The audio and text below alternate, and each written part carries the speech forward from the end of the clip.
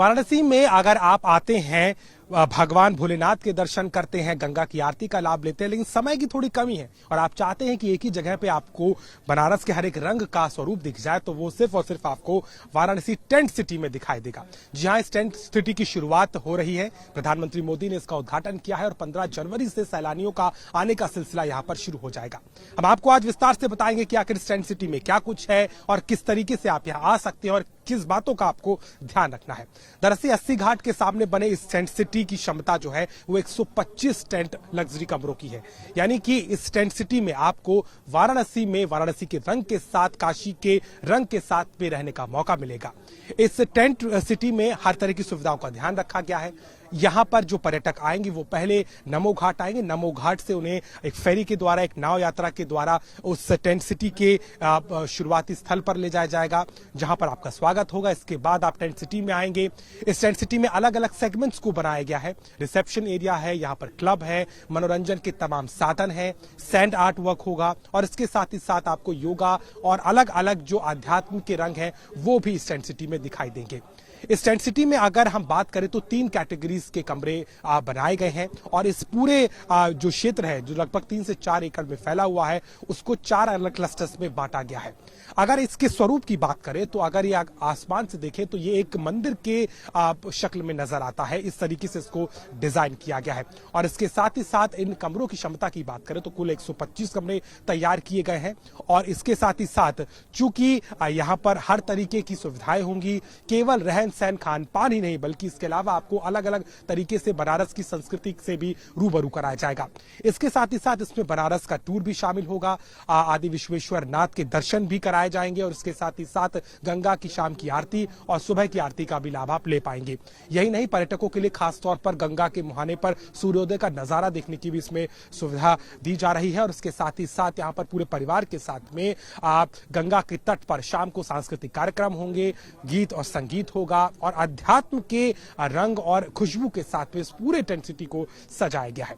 अब हम आपको बताते हैं कि आखिर इस टेंट सिटी में आप क्या कुछ कर सकते हैं और क्या नहीं, किसका ध्यान रखा जाए।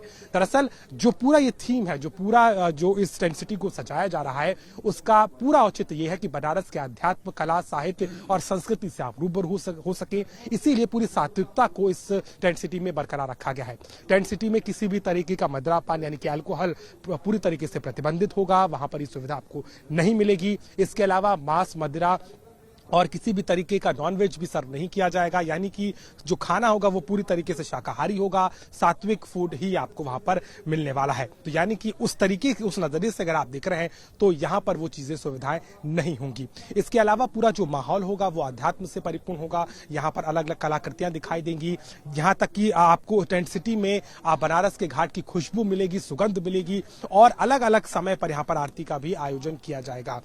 इसके अलावा अगर आप इस टेंट सिटी में आना चाहते तो आपको क्या करना है। दरअसल निर्वाण ग्रुप की तरफ से इसको बनाया गया है। उनकी वेबसाइट पर जाकर के आप अलग अलग पैकेजेस को देख सकते हैं, उसे बुक कर सकते हैं। यही नहीं, इसके अलावा बाकी जो प्राइवेट वेबसाइट्स है, चाहे मेक माई ट्रिप हो, गो आईबीबो हो, इस तरीके की अलग अलग ट्रैवल वेबसाइट्स पर भी इसके बारे में जानकारी दी गई है, वहां से भी इसे बुक किया जा सकता है।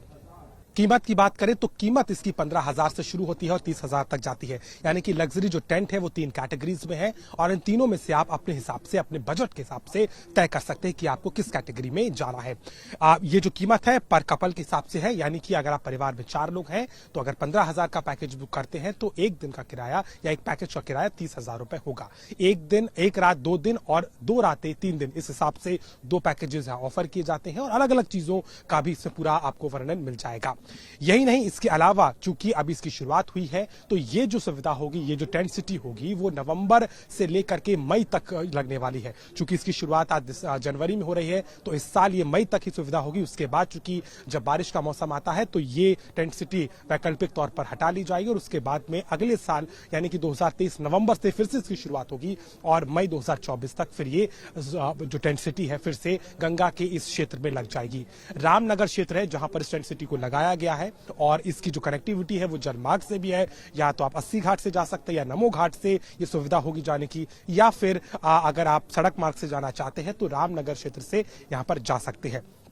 गंगा विलास क्रूज, जो कि एक पहला अत्याधुनिक क्रूज है, उसकी शुरुआत भी बनारस से की गई है। तो वही दूसरी तरफ अगर देखा जाए तो वाराणसी की ये टेंट सिटी उत्तर प्रदेश की अपने आप में पहली ऐसी टेंट सिटी है जिसको गंगा के मुहाने पर, गंगा के तट पर पूरी तरीके से विकसित किया गया है। तमाम सुविधाएं तो यहाँ पर है ही, लेकिन खास तौर पर इस बात का ध्यान रखा गया है कि गंगा की जो विरासत है, बनारस का जो रंग है, काशी की जो महत्वता है, विश्वेश्वर नाथ का जो यहाँ पर अध्यात्म है और जो यहाँ की विरासत है, को पूरी तरीके से इस टेंट सिटी में संजोया गया है, जिसकी झलक आपको हर तरीके से, चाहे खान पान हो, चाहे संगीत हो, चाहे कला हो, पर्यटन हो, साहित्य हो, हर तरीके से यहाँ पर दिखाई देगी।